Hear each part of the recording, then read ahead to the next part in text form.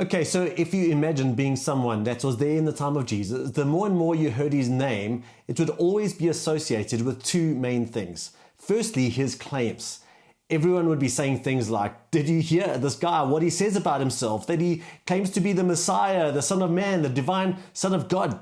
Can you believe it? And of course, people would have to come to terms with what they believed about what Jesus said about himself. The second thing people would have been speaking about all the time is, did you hear how many people he healed the other day? And he cast out demons, and they probably would have mentioned people's names because they would have known the names of the people who were healed on these days.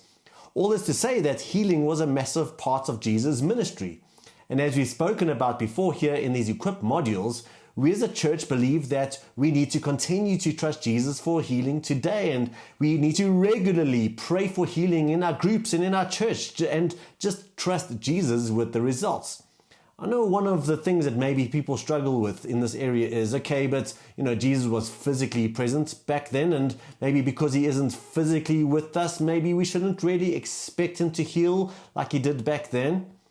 Well, today in our groups, we're going to look at an amazing story where Jesus healed someone thoroughly and powerfully, even though he wasn't physically present. And so from that, maybe we can also trust that in the same way, he can still heal today, even though he's not physically present. And then, of course, we should never forget that Jesus' Spirit is present with us, present in his church, in his body. He's present amongst us in his people and empowering us with spiritual gifts.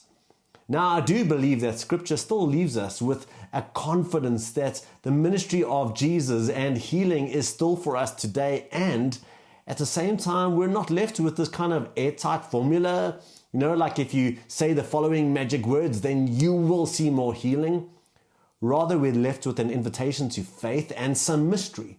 The mystery of God's sovereignty, where he does step in with miraculous power at times, and at other times his grace is available to us in our weakness, kind of like Paul and the thorn in his flesh. And so let us be found wise and let us be found eager as we together trust God to meet us in our various places of need.